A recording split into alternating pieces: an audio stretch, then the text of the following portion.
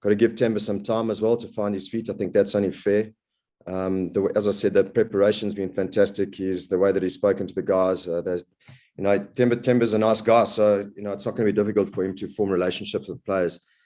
So yeah, let's give him some time to find his feet. I think it's very exciting times for him, for us, going into this short period now, with the first series that he's got as captain. So we were very much looking forward to it. We've had some good team chats. Last night we revisited our value system, and it's all very exciting times going ahead now. Just looking forward to get on the field and playing. Ken, followed by Nathan. Thanks, Sips. Hello, Mark. How difficult is it to balance the fact that the last time you guys played, the team whitewashed Australia, and obviously you probably want to reward those players, but it is a year ago, and things like form change. How difficult is it in selection to balance that, and what sort of side of the argument have you come out on? Well, I don't think it's an argument, Ken. I think we're quite fortunate, to be honest with you, because we're sitting in a position now where a lot of guys were arrested at that particular time. There were 1 or 2 injuries as well. As you said, it was a long time ago. So, you can take that confidence through in the sort of thought process and where we were and where we finished off. But we've got a full selection of squad members now. So, by right, those guys who come back, they were rested at that particular time, maybe 1 or 2 injuries. Those guys have got to fill those spots again. We also have to take form into consideration. Guys that have been playing good cricket, guys have been playing a lot of cricket. There are also a couple of guys who have come back from injuries who maybe haven't, without COVID times, they probably would have had to have played some sort of game to prove their fitness. We haven't had that opportunity to put the guys through that. So, yeah, we'll make selections on good, sound cricketing sort of background, and we feel that it's nice to have a full squad to select from, a full strength squad to select from. The reverse of that is that we feel that before we maybe didn't have the depth in our squad, but I think we've shown that the guys we've given opportunities to have performed really well, and that's why we're sitting with a nice headache. And some tough decisions for those guys, who have done well given those opportunities. I think the conversations that we have with them are very important, and they understand that, when these guys do come back after being rested, they are first in line, and it's just a matter of waiting for your next opportunity. Thanks, Bouch. Nathan, followed by Telford, Fahad, and Huzaifa. Thanks, Sips. Obviously, you had time off now with the purchase duty, and many national players were involved in different domestic formats. With that in mind, can you briefly give us your review on the stand-up performances in the domestic leagues? Thanks. So I think we'll start off with the T20s.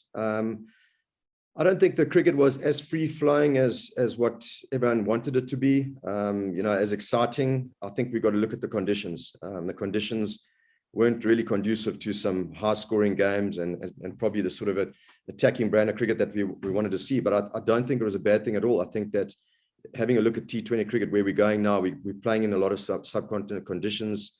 There's a T20 World Cup in subcontinent conditions. So the guys that came through have obviously put their name forward in the hat for selection, going into this next sort of phase of a build-up to a World Cup. So, and these are the conditions that we can expect in India. So I don't think it was a bad thing. Maybe from the viewers, it wasn't as exciting. But I think it just depends how you look at it. That the guys who really perform well in slow conditions and turning conditions came to the top, which is good to see. The 4-day crickets, there was some really good cricket played, and I think at times a little bit of poor cricket played as well. I think we all understand that we need to put a lot of hard work into our cricket in order to get us back where we should be. So there is a lot of work, and a lot of talk has been done behind closed doors to try to speed up that process as well. It is difficult in these times. We want to see SIA tours. We want to see guys playing a lot more cricket. Unfortunately, that comes with a lot of other things that are required, and a lot of finances, which are a little bit tight at the moment. So I think it's just work in progress, and the off season is going to be important for us to knuckle down and try and get closer to where we want to be as a South African cricketing group. Telford? How's it, Mark?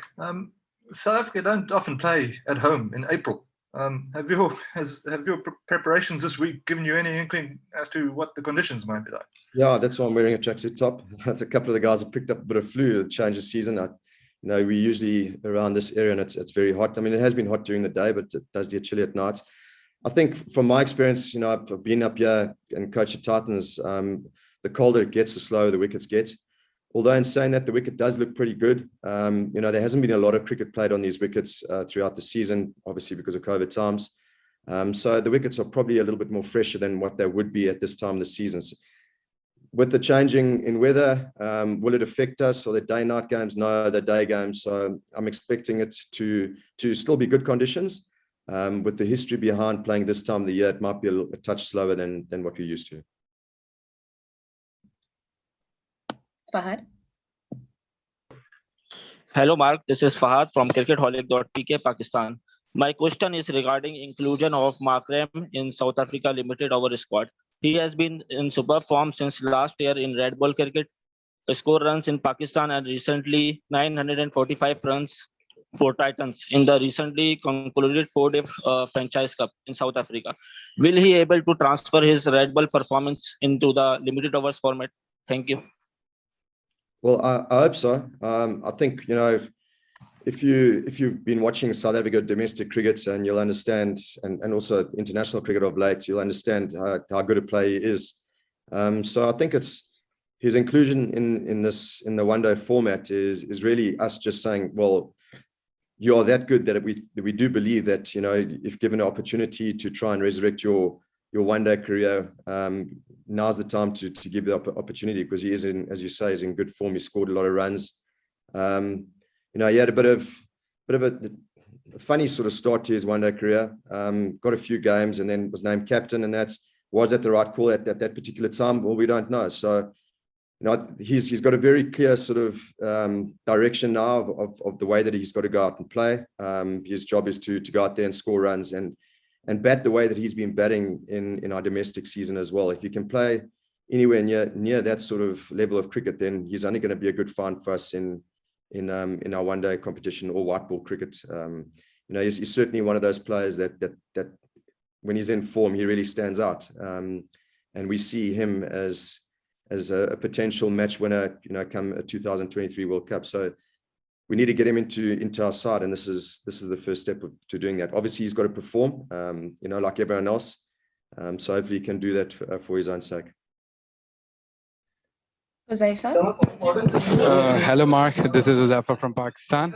Mark, my question is that, as you know, that some players will be leaving for IPL. So how hard will it be for you, being in the management, to choose a team for the upcoming matches?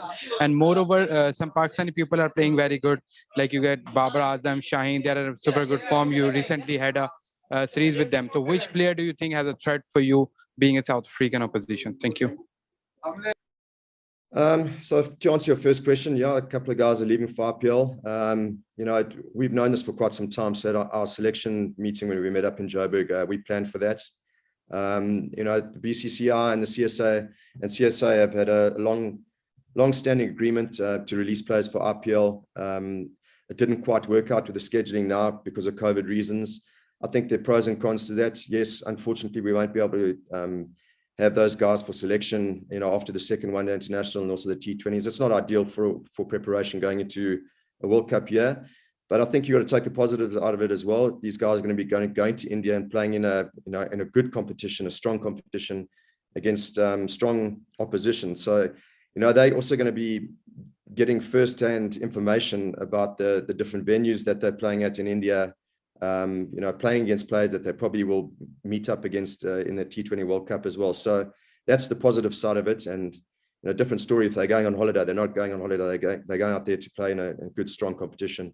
And it gives us opportunity to have a look at a couple of the guys who, maybe could get opportunities to put their hands up going forward into a World Cup year as well. So those are the pros and cons of it. It is what it is.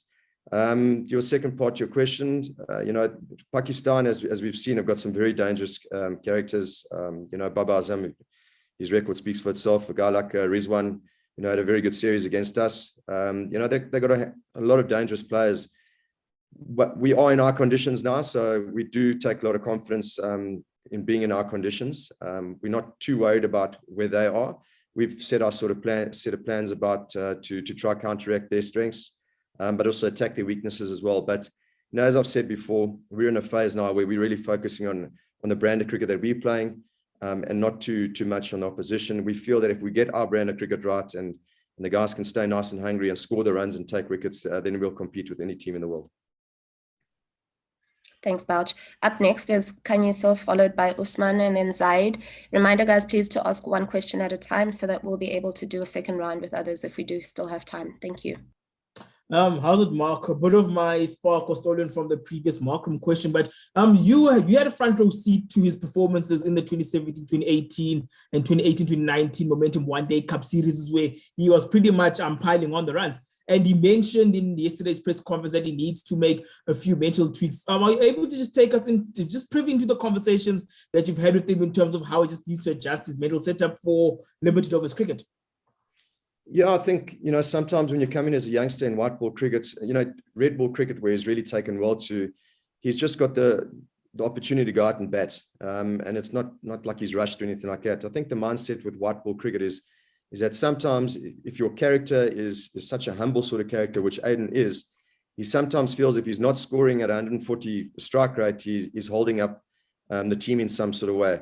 I think, if we're honest, a guy like Aiden, and there's certain players in our side, a guy like Quinton as well, if they go out and score 100, there are not many players who are going to be able to outscore them. So the mental adjustment for me is how do we get Aiden into that mindset that he goes into bat with when he plays at franchise level. So it's something that we have addressed with him. Hopefully that can click very, very quickly, and we can get some big runs. I think he's sort of maybe 1 or 2 knocks away from really understanding the way that he can sort of tick in white ball cricket and in one day cricket in particular. So we've had those conversations. Aiden needs to just go out there and, if Aiden's batting in the 40th over, he's probably got to 100 or very close to 100 at a run of ball. That's just the way that he plays.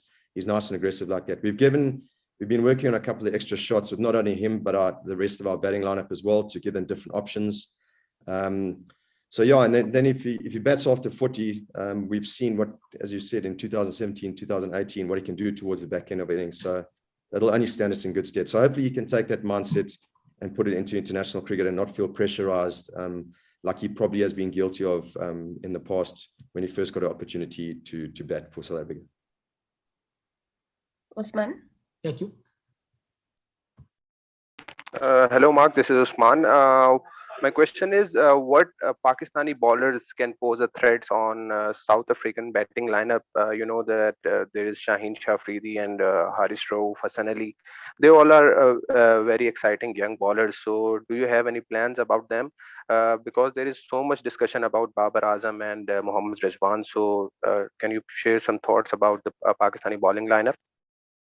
Yes, I'm sure that they would be loving the fact that they've got a few probably more seamer friendly conditions to come up to. There's a little bit of bounce, a bit of pace here, historically in the half veld. But bottom line is, you got that pace, you got that bounce. As a lot of the people who are on this call now will know that if you get the ball in the right place, it can be nice. But if you get it wrong, you can travel as well. So I think, from both sides, there's some good pace and there's some nice matchups between the two teams. You still got to hit your areas though. So as I said before, we've spoken about them. We know what they're all about. We're aware of their strengths that they've got. We're more looking at how we can attack them in their weak spots. Bottom line is we can talk all day. Ultimately, the game is about bat and ball and who rocks up on the particular day. So if it's their day and they're hitting their straps, they're going to be difficult to face, the two that you mentioned, because they got some pace, got some bounce. But if it's not their day, then we need to capitalize on that as well. So we'll see how it goes on game day. Zaid, and then we're going to finish off with Fidos, Nathan, and Ken. Hi, Mark. Australia recently pulled out of South Africa tour. Pakistan is coming with a full strength squad during a pandemic. Don't you think it's disrespectful to Pakistan that you decided to let your main players go to IPL during the series? And would South Africa have been fine if Pakistan decided to leave their main players like Babar Azam, and their broadcasters would have been fine? Well, I don't really think that's a question that I can answer. I think that's more above me because I didn't make the decision. As I said before, though, it's been a long-standing agreement with the IPL, with BCCI and CSA. I think it could be in a document as well, that our players are released to go to India. So that's all I can really say on it. I wasn't involved in that decision making, but I do know that there is some sort of agreement and a contractual agreement in that that we're just upholding. That's all I can really answer about that. Thank you. Thanks, Bouch. Fidos? But you've got a lot of players who can bat in the top, probably 3, even 4. Have you made any decisions as to where someone like Temba will bat? Or, I mean, you don't have to tell us who's going to play, obviously, but even like Aiden Markram, Yana Malan, how are you juggling that? Temba will probably bat 3.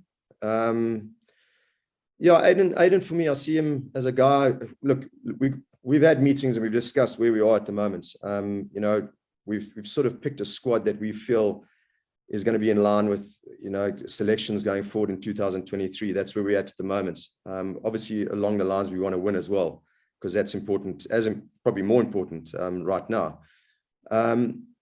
We are prepared to juggle around a couple of positions and to see where the balance is going. Up front, you probably see a guy like Aiden going in up front rather than batting 3-4. Can he bat 3-4 in the future? Yes, I think he can. I think he's one of those sort of players. But right now, we'll probably stick with giving guys opportunity where they've really done well for their franchises. So, yeah, you'll probably see Aiden up front and Temba 3. Nathan? Mark, from the last international white ball series, the Proteas have featured in, which was the Pakistan T20 series, fact checked. Will there be additional staff members brought into the side? Sorry, can you just repeat that question? Will there be any additional staff members brought into the side? For where? I didn't get the first part of the question. No, I'm saying after the last white ball series you guys played in. From there, have there been additional staff members brought into the side? No. There hasn't been, no. Other than a masseuse. Okay, thank you. Am I right, Sipokazi? Spot on, yeah. And finally, Ken. And I think Prasanna being replaced. But Mark, sorry. Before Pakistan. Was it? Yeah. Mark, you mentioned players not being able to prove their fitness before the series, and I guess one of the main guys there is Andile Patlakwaya, who got injured a while ago and hasn't played. Can you just give us an update on his fitness, please? Yeah, Andile, I mean, obviously he got injured in the T20 series, a domestic competition. You know, he's been doing his recovery and all that type of stuff. Ideally, we'd have liked for him to play some sort of a game to prove his fitness. In these times, it is difficult. So we put him through a fitness test today as well, and he passed his fitness test. He's done what he can to try and make himself available for selection. As a player, you can only do what you can do. I mean, if there's no cricket that's on, then there's no cricket, unfortunately. So we can't hold that against him. But yes, he has been past fit to play today. And Bouch, we've got one more question from someone who's been struggling with connectivity. He's asking if you have any concerns at all overall in the white ball format from a team perspective, and what kind of work have you been doing to ensure that those concerns are corrected? No, I don't think we've got any concerns. I think if you have a look at our last one-day series, I mean, we played really good cricket. We beat Australia 3-0. But in saying that, that's quite a long time ago, and probably a different looking team, different looking 11. I think there's a lot of things that we've been working on just in general, just to try and upskill players. You know, at Nets, we've tried to encourage batters, especially to spin, looking forward where we're going now, how many tours we've got, sort of subcontinent conditions, going into a World Cup sort of year, this year and next year. So spin has been something that I've really been looking at, and just giving guys different options to score 360 around the field. That's going to take a bit of time. You don't just put a guy into net and teach him how to play a reverse sweep or play this shot, play that shot, and then they go and do it in the game. I think they need to get some good confidence from it, a lot more repetition, understanding what the technical side of it is as well. And then hopefully they can take that into nets and then have the guts to try it out in a game. And if it comes off in a game, then they've added to the sort of repertoire of cricket shots. Also from a bowling perspective, we've got pace, so we've got to understand that in those middle periods in one-day cricket, we've got to pick up wickets. So from 11 to 40, it's not about just going into a sort of automatic zone of just landing the ball in the area and just waiting for things to happen. I think we want to be nice and aggressive. We want to be guys who make the play rather than sit back and wait for a play. So hopefully we've spoken about it. Hopefully you'll see a couple of our quicks really running in and trying to be nice and aggressive and pick up wickets in the middle period. I think that's where you probably nowadays win games of cricket in international cricket, is if you can pick up wickets in that middle period. And we believe we've got the firepower and the spinner to be able to do that in that period of the game. So hopefully that happens. Thanks very much. And thank you to everybody for joining us this afternoon. We'll see you in the post-match press conference tomorrow. Keep well. Thanks, Mark. Good luck. Thank you. Thanks. Thank you.